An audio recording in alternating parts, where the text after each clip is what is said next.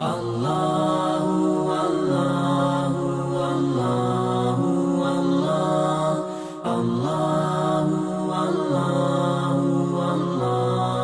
بعد فاعوذ باللہ من الشیطان الرجیم بسم اللہ الرحمن الرحیم ادع الى سبیل ربک بالحکمت والموعظۃ الحسنہ صدق اللہ العظیم۔ حضرت ابوبکر صدیق رضی اللہ عنہ کے بارے میں ہم سن رہے ہیں۔ اللہ کے رسول صلی اللہ علیہ وسلم کے پیغام کو سن کر حضرت ابوبکر نے دین اسلام کو قبول کیا۔ حضرت عمر بن خطاب رضی اللہ عنہ فرماتے ہیں لو وزن ایمان ابی بکر بایمان اہل الارض لرجح به۔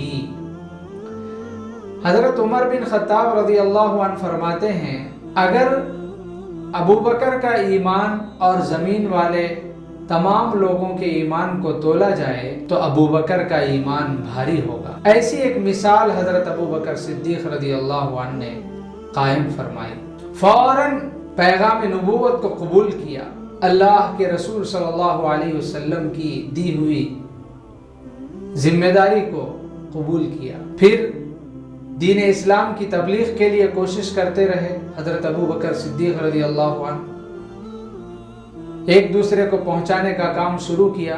حضرت ابو بکر صدیق رضی اللہ عنہ کی تبلیغ کی وجہ سے بڑے بڑے صحابہ کرام اسلام میں داخل ہوئے۔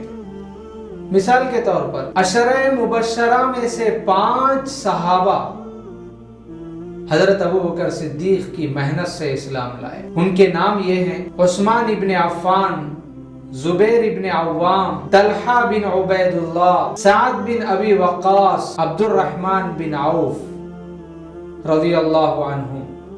یہ 5 بڑے صحابہ عشرہ مبشرہ جن کے بارے میں اللہ کے رسول نے دنیا ہی میں جنت کی خوشخبری سنائی تھی، یہ حضرات بھی حضرت ابو بکر کی محنتوں سے دین اسلام میں داخل ہوئے۔ بزرگان محترم، اسلام کے کسی بھی پیغام کو سننے کے بعد اس کو لوگوں تک پہنچانا یہ بہت ضروری ہے، اس کی تبلیغ کرنا۔ جو مسلمان دین کی باتوں کو نہیں جانتے ان تک پہنچانا یہ بہت ضروری ہے، حکمت کے ساتھ، مصلحت کے ساتھ اس کو پہنچانا چاہیے۔ تبلیغ کا کام کرنے کے وقت صحابہ پر بہت سارے مظالم ڈھائے گئے۔ سب سے پہلے حضرت ابو بکر صدیق اسلام قبول کر لیے تھے، اس لیے آپ ہمیشہ اللہ کے رسول سے کہا کرتے تھے کہ کب تک ہم چھپ کر یہ کام کریں، اس کا اعلان کریں گے، اس کو عام کریں گے لوگوں میں۔ بار بار اصرار کرتے رہتے تھے حضرت ابو بکر صدیق۔ یہ اسلام اللہ کا محبوب دین جو سارے عالم والوں کے لیے محبوب ہوگا، اس کو ہم کیوں دبکے کریں، اس کو اعلان کریں گے۔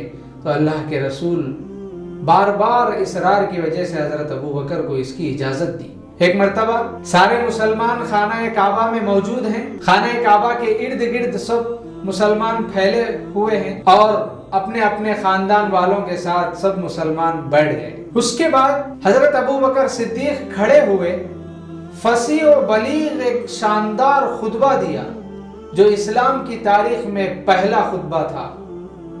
حضرت ابو بکر صدیق نے دین اسلام کی دعوت کے لیے سارے کفار کے سامنے بہادری سے دین کی دعوت کو پیش کیا۔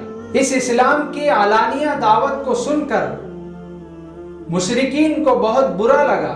وہاں موجود سارے مشرکین حضرت ابو بکر صدیق اور تمام مسلمانوں کو مارنے لگے، پیٹنے لگے۔ حضرت ابو بکر صدیق مار کھاتے کھاتے زمین پر گر گئے۔ عتبہ بن ربیعہ نے اپنے پیوند لگے ہوئے جوتوں سے حضرت ابو بکر کے گالوں پر، چہرے پر خوب مارنے لگا۔ اتنا مارا حضرت ابو بکر کو، آپ کے چہرے میں خون بھر گیا جس سے آپ کی ناک بھی نظر نہیں آ رہی۔ اس ظلم کی خبر حضرت ابو بکر صدیق کے خاندان والوں کو ہوئی، قبیلہ بنو تمیم کو، फौरन वो आपकी मदद के लिए पहुंचे और हजरत अबू बकर को लेकर उनके घर में रखा। दोबारा आकर खानदान वालों ने ऐलान किया, अगर अबू बकर को कुछ हुआ तो उतबा बिन रबिया को हम नहीं छोड़ेंगे। इस तरह से खानदान वालों ने अपने एक मजलूम की हिमायत जताई। लेकिन आज हम मुसलमान दीन की दावत के लिए काम करने वाले हजरात, इस्लाम के लिए मर मिटने वाले हजरात, उनकी हिमायत में खड़े होने से आज हम डर रहे हैं, पीछे हट रहे हैं। ऐसा हमको कभी भी नहीं करना चाहिए। दीन की दावत के लिए काम करने वाला आपका खानदान का एक फर्द या एक जमात, उसकी हम सब मिलकर हिमायत करके दीन इस्लाम की तरक्की के लिए हमें आगे आने की ज़रूरत है। अंबिया किराम पर जुल्म ढाया गया, सहाबा किराम पर दीन की तबलीग की वजह से परेशानी आई, तो आज हम पर भी आएगी। जुल्म हम पर भी ढाया जाएगा। अगर हम इससे डर कर पीछे हटेंगे तो दुनिया में भी हमारा नुकसान है, आखिरत में भी हमारा नुकसान होगा। इतना मार खाने के बाद हजरत अबू बकर सिद्दीक को जब आप बेहोश हो गए थे, होश आता है, तो हजरत अबू बकर सिद्दीक पूछते हैं, मुहम्मदुर रसूलुल्लाह सल्लल्लाहु अलैहि वसल्लम कैसे हैं? अपने अमीर की फिक्र, अपने नबी की फिक्र, अपने जिम्मेदार की फिक्र। इसी तरह हमारे अंदर भी एक जज्बा होना चाहिए। इस्लाम के पैगाम को लेकर चलने वाले हमारे जिम्मेदारान, उनकी हिफाजत और उनकी हिमायत के लिए हम हमेशा आगे रहना है। प्यारे भाइयों, जब कभी हजरत अबू बकर सिद्दीक की हालत ठीक हुई, बार बार अल्लाह के रसूल के बारे में आप पूछते थे। ऐसी मोहब्बत थी हुजूर और हजरत अबू बकर में। हमें भी दीन के लिए, इस्लाम की तरक्की और बुलंदी के लिए कुर्बानियां पेश करना पड़ेगा। आज इस्लाम को मिटाने की कोशिशें हो रही है, उसके खिलाफ इस्लाम को ऊंचाई तक पहुंचाने के लिए हम तमाम मुसलमानों को, जैसे हजरत अबू बकर सिद्दीक रज़ी अल्लाह अन्हु ने तकलीफ बर्दाश्त करते हुए इस पैगाम को आगे बढ़ाया, ऐसे ही हमें भी आज के इस दौर में तमाम मुखालिफिन के सामने इस्लाम का एक साफ ऐलान करने की ज़रूरत है। अल्लाह हम सबको हिम्मत अता फरमाए। व आखिर दावाना अनिल हम्दुलिल्लाहि रब्बिल आलमीन।